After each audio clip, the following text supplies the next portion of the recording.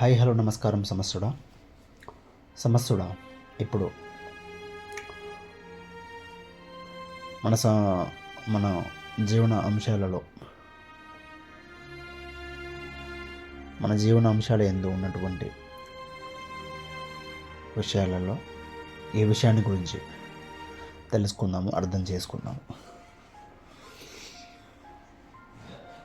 అంటే మన యొక్క జీవన అంశం గురించి మనము ప్రతి టాక్లో మనం తెలుసుకోవడము అర్థం చేసుకోవడము జరుగుతుంది. ఇలా అంటే నీ నేచర్ గురించి, అంటే దాన్ని ఏమంటాం అంటే నీ నేచర్ గురించి, అంటే నీ గురించి నీవే తెలుసుకోవాలి. అండ్ నీ చుట్టూ ఉన్నటువంటి నీ సంబంధాల గురించి, చుట్టూ ఉన్న వ్యవస్థ గురించి కూడా, అంటే నీ సంబంధిత సంబంధాల గురించి అవి కూడా నీకు అంటే నీ నేచర్ నీకు తెలిసినప్పుడు, నీ అంశం నీకు తెలిసినప్పుడు ఆటోమేటిక్గా నీకు సంబంధాలు, అవసరాలు కూడా నీకు తెలుస్తాయి, అర్థమవుతాయి. ఆపై సాగడం అనేది జరుగుతుంది. అయితే ఇక్కడ ఇప్పుడు తెలుసుకుందాం, అర్థం చేసుకుందాం అనుకున్నటువంటి విషయం ఏమిటంటే, టాపిక్ ఏమిటంటే లాంగ్వేజ్ గురించి తెలుసుకుందాం. లాంగ్వేజ్, భాష అసలు ఏంటి ఇది, అంటే దీని యొక్క సారం ఏంటి, దీని యొక్క నిర్వచనము, దీని యొక్క నేపథ్యము, అంటే ఇది దీని పర్పస్ ఏంటి, లేకుంటే దీని పర్పస్, అండ్ ఒక జీవిలో అంటే జీవానికి జీవనమున అంటే జీవము ఉన్నది, జీవంలో భాగంగా ఉన్నది సౌండ్స్. జీవానికి భాగమే ఉన్నది సౌండ్స్, రైట్? జీవము ఉన్నది సౌండ్స్తో. మరి సౌండ్స్ యొక్క యూజెస్, దీని యొక్క సారాన్ని మనం కొంచెం తెలుసుకునేటటువంటి ప్రయత్నం చేద్దాం, అర్థం చేసుకుందాం. ఇప్పుడు మనకి స్వరపేటిక లేకుంటే మనం అసలు మనం మాట్లాడము, మనకు అది అసలు అవసరం లేదు. సౌండ్స్ మనకి స్వరపేటిక ఉంది కాబట్టి మనకి సౌండ్స్ అనేటివి బిల్ట్ అయి ఉన్నాం మనం, అంటే సౌండ్తోనే ఉంది, సౌండ్స్తోనే సబ్జెక్ట్ అనేది ఉంది. అంటే సబ్జెక్ట్లో స్థానంగా ఒక అంశంగా సౌండ్ అనేది సబ్జెక్ట్కి ఒక అంశంగా, అంటే అంశం కాదు, అంటే సబ్జెక్టు సౌండ్ స్థానంతోనే సబ్జెక్ట్ అనేది ఉంది. సో ఆ సౌండ్స్ మరి అంటే సౌండ్స్ మనం భాషని, అంటే మనం దాని యొక్క నామాన్ని మనం అంటే వర్బ్లో మనం దాన్ని భాష అని చెప్పుకోవచ్చు. అయితే ఇక్కడ ఉన్నటువంటి ప్రతి జీవముకు వాటికి ఉన్నటువంటి వాటి సౌండ్స్ వాటికి ఉన్నాయి, రైట్? అండ్ సేమ్ మనకు కూడా ఉంది, అంటే మానవ జాతికి కూడా ఉంది. అయితే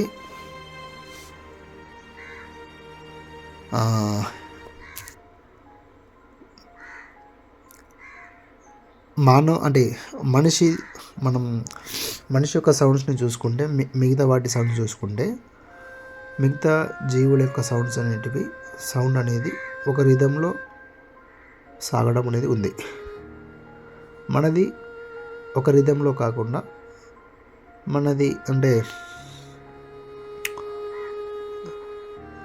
ఒక సౌండ్ అనేది అంటే ఒక రిథం అని కాకుండా, ఇది ఉన్నటువంటి రిథంతో, అంటే మన యొక్క అంటే సౌండ్స్, దీన్ని ఏ విధంగా చెప్పవచ్చు,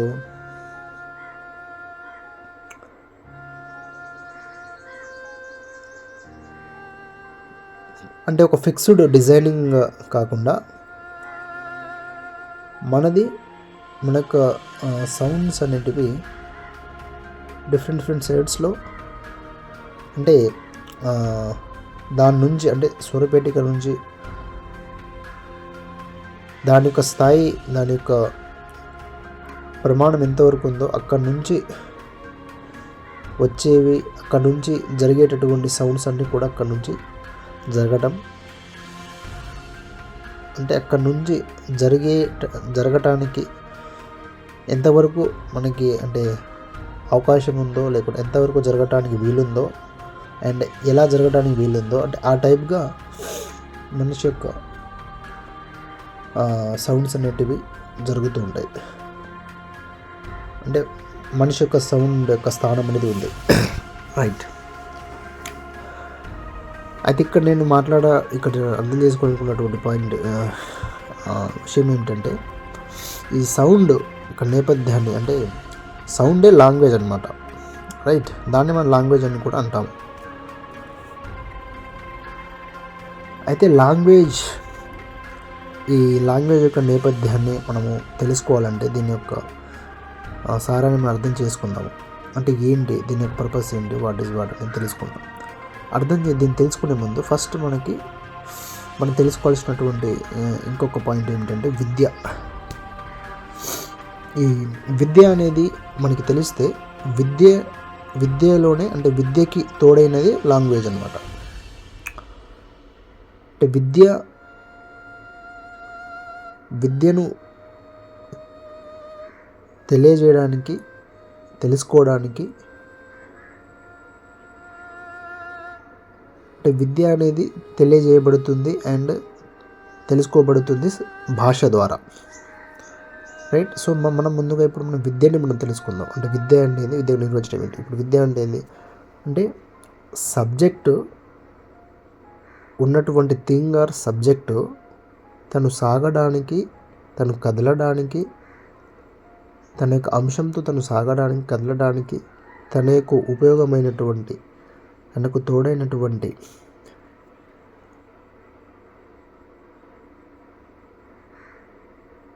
తోడైనటువంటి ఆయుధాన్ని ఆర్ అంశాన్ని అంటే ప్రాసెసర్ని మనము అంటే సబ్జెక్టు కదలడానికి, తను సాగడానికి, తనకు ఉపయోగమైనటువంటి, తనకు భాగమైనటువంటి, తనలో భాగమైనటువంటి ఆర్ భాగమైనటువంటి అని చెప్పవచ్చు, లేకుంటే తనకు ఉపయోగం అయినటువంటి టూల్ని మనము టూల్ ఆర్ ఆయుధం ఆర్ ఎనీథింగ్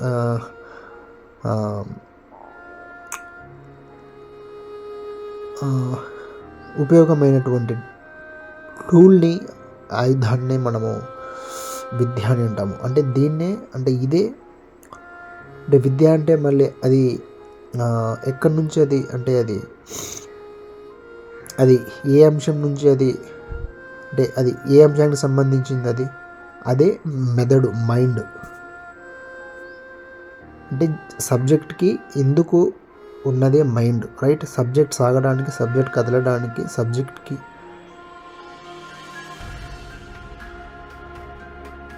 సబ్జెక్ట్కి భాగమైనదే అంటే సబ్జెక్ట్ ఉన్నది విద్యతోనే సబ్జెక్ట్ అనేది సాగడం అనేది జరుగుతుంది. సబ్జెక్ట్ ఉన్నది విద్యతో అంటే సబ్జెక్ట్ మైండ్తోనే ఉన్నది. Right. So mind separate, subject separate కాదు. ఇట్లా మనం భాషలో అంటే మనం పిచ్చిగా మనం అర్థం చేసుకోవడం జరుగుతుంది. సో విద్య అనేది దేనికి ఉంది అంటే సబ్జెక్ట్కి ఉంది. మైండ్కి సబ్జెక్ట్ లేదు. రైట్. అంటే ఒక థింగ్ ఆర్ సబ్జెక్ట్ దాని నేచర్తో అది సాగడానికి, అది కదలాలంటే, ప్రవహించాలంటే సబ్జెక్ట్కి ఉన్నదే విద్య. సో అందుకు సబ్జెక్ట్కి దోహదపడినటువంటి దోహదం కాదు అందుకు సబ్జెక్ట్కి ఉపయోగకరమైనటువంటి వనరునే మనము విద్య అని అంటాం. సో విద్య అంటే ఎక్కడి నుంచి అది వస్తుంది మళ్ళీ? విద్య అంటే విద్య దేని ద్వారా అది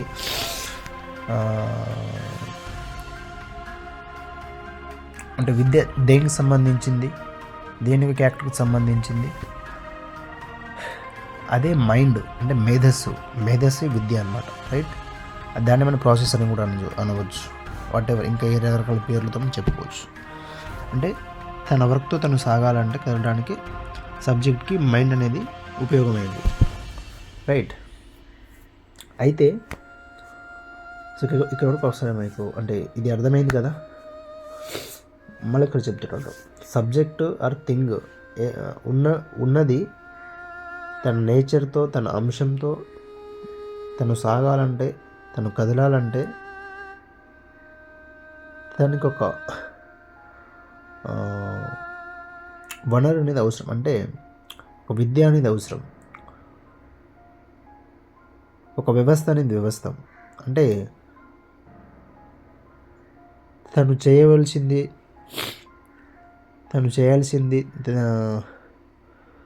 చేయవలసినవి, జరపవలసినవి, తీసుకోవలసినవి, వాటిని అంటే అవి ఎట్లా తెలిసి వస్తాయి, ఎట్లా తెలియడం జరుగుతుంది, ఎట్లా తెలుసుకోబడుతుంది అంటే దాన్ని ఒక ప్రాసెస్ ద్వారా తెలుసుకోబడుతుంది, అంటే చేయడం అనేది జరుగుతుంది. ఇందుకు సబ్జెక్ట్కి ఉన్నదే మైండ్. సో ఇదే విద్య అన్నమాట. అంటే విద్యతోనే, ప్రాసెసర్తోనే సబ్జెక్ట్ అనేది ఉంది. అంటే తను నడిచేటటువంటి ప్రాసెసర్తో, తన యొక్క క్రియల్ని తను సాగించేటటువంటి ప్రాసెసర్తో, విద్యతో అది ఉంది. సో విద్య అంటే మనం ఏదో అనుకుంటాం, అంటే విద్య అన్న వర్బ్కి ఇంకా మనకి రకరకాల మనం అర్థాన్ని మనము చెప్పుకోవచ్చు. సో నేను ఇక్కడ ఇచ్చేటటువంటి అర్థం అయితే ఇది. అయితే ఇది ఓకే. సో విద్యతోనే సబ్జెక్ట్ అనేది ఉంది, సాగుతుంది. మరి ఆ విద్యని తెలిపేది ఎలా? ఫర్ ఎగ్జాంపుల్ ఇప్పుడు స్నానం చేయాలి, రైట్? విద్య అనేది వర్క్, రైట్? నీ యొక్క అంశంతో నువ్వు సాగడం, ప్రవహించడం, రైట్? అదే విద్య. అంటే నీ అంశంతో ప్రవహించేది ఏది? Subject, right? సబ్జెక్ట్ దేంతో ప్రవహిస్తుంది? విద్యతోనే ప్రవహిస్తుంది, విద్యతోనే సాగుతుంది. మరి ఆ విద్యతో ఉంది, రైట్? మరి ఆ విద్యని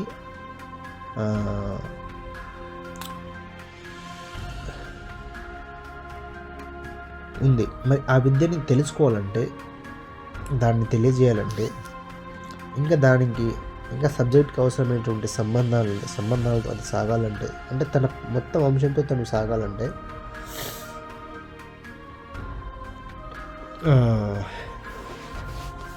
అంటే తన యొక్క వర్క్తో తను సాగాలంటే ఆ వర్క్ గురించి చెప్పడానికి, తెలియజేయడానికి, తెలుసుకోవడానికి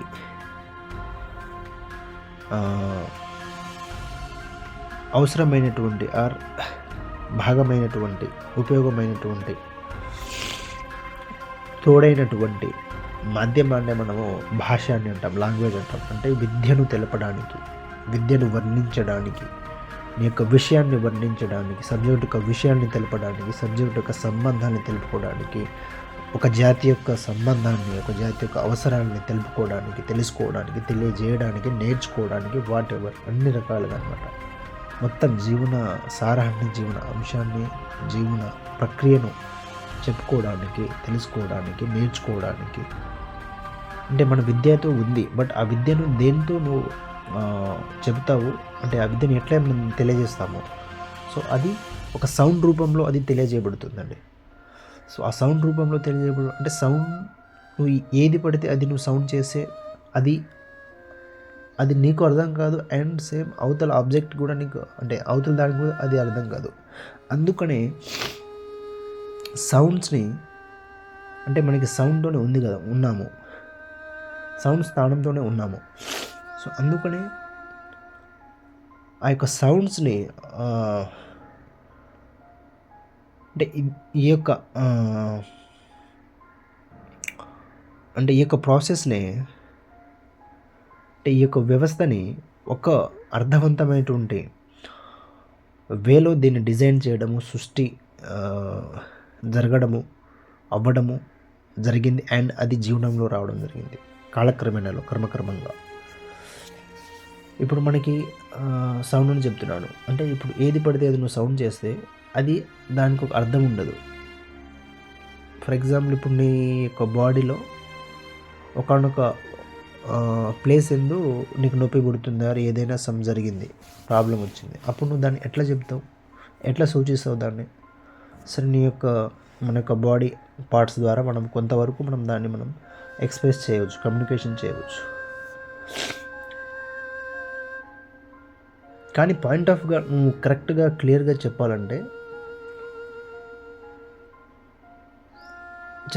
నీకు సింపుల్గా అది ఈజీగా కమ్యూనికేషన్ అవ్వాలంటే ఎట్లా అంటే, అది ఆ యొక్క ప్రాబ్లమ్ని, ఆ యొక్క విషయాన్ని, ఆ థింగ్ని నువ్వు తెలియజేయాలంటే ఒక ఈజియెస్ట్ వే అనేది ఉండాలి, ఒక సింపుల్ వే అనేది ఉండాలి. సో అదే అంటే ఒక మార్గం అనేది, ఒక మాధ్యమం అనేది ఉండాలి, ఒక కేంద్రం అనేది ఉండాలి, ఒక ప్రసార కేంద్రం అనేది ఉండాలి. నీ యొక్క భావాలను, నీ యొక్క విషయాలను తెలుపుకోవడానికి, అంటే నీ యొక్క ఫిజికల్ అవయవాలతో కాకుండా భావాలను తెలియజేసేటటువంటి ఒక అంటే క్లియర్గా చెప్పుకోవడానికి, తెలుసుకోవడానికి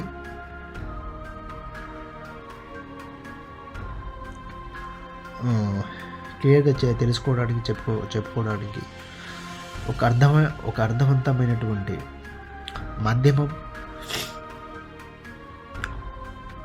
మాధ్యమము అండ్ ఒక కేంద్రం అనేది ఉండాలి. సో అదే భాష, అదే లాంగ్వేజ్. సో ఈ వ్యవస్థ ద్వారా, ఈ కేంద్రం ద్వారా మనము సబ్జెక్ట్ తన యొక్క విషయాలను, తన యొక్క భావాలను, తన యొక్క జీవనపు భావాలను, తన యొక్క ఫీలింగ్స్లను, తన యొక్క మొత్తం అంశం గురించి తెలుసుకుంటుంది అండ్ అది తెలియజేస్తుంది అండ్ ఏదైనా తెలుసుకోబడుతుంది, నేర్చుకుంటుంది అండ్ తన యొక్క నేచర్తో అది సాగుతుంది. అంటే ఈ విధంగా మనకి అంటే విద్యతో నీ యొక్క వర్క్తో సాగడానికి, కదలడానికి నీలో భాగమైనటువంటిదే. అంటే నీ సబ్జెక్టు తన నేచర్తో సాగడానికి ఉన్నది విద్య. అండ్ ఆ విద్యను తెలుసుకోవడానికి, చెప్పుకోవడానికి ఉన్నదే, విద్యను తెలియజేసేటటువంటి మాధ్యమమే లాంగ్వేజ్, సౌండ్. రైట్? అంటే ఒకటి కదలాలంటే ఇది ఉపయోగం, అండ్ దాన్ని దానితో సాగాలంటే, దాని అంశంతో సాగాలంటే, దాన్ని అది అంశం గురించి తెలుసుకోవాలంటే, సంబంధాలను తెలుసుకోవాలి, తెలియజేయాలంటే దానికి మళ్ళీ ఈ రకమైనటువంటి ఒక అర్థవంతమైనటువంటి అర్థవంతమైనటువంటి సృష్టి అనేది, సౌండ్ యొక్క సృష్టి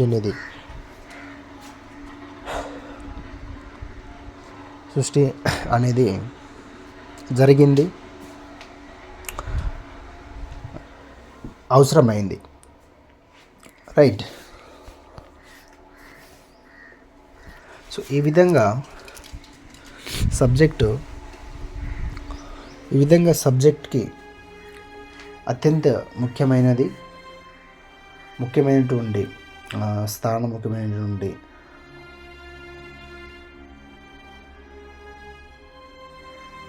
ముఖ్యమైనటువంటి అంశము సౌండ్, లాంగ్వేజ్. అంటే సబ్జెక్టు సాగడానికి ఉపయోగకరమైనటువంటి, తోడైనటువంటి ప్రాథమిక విషయాలలో ఇది లాంగ్వేజ్ అనేది కూడా ముఖ్యమైనది, విలువైనది. సో దీని యొక్క సారాన్ని మనం ప్రతి ఒక్కరు కూడా మనం అర్థం చేసుకోవాలి, తెలుసుకోవాలి. అప్పుడు మనకి బాగుంటుంది. అంటే అప్పుడు మనం అంటే ఒక జీవనం అనేది ఒక అర్థవంతంగా సాగడము, మీ యొక్క పనితో, మీ యొక్క వర్క్తో, మీ యొక్క నేచర్తో మీరు సాగడము, కదలడము అండ్ నేచర్ అర్థవంతంగా సాగడము, ఆనందమయంగా సాగడం అనేది జరుగుతుంది. సో ఇది, సో దీని గురించి మళ్ళీ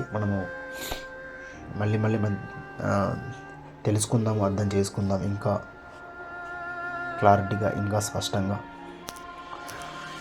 ఇది రైట్ మరి.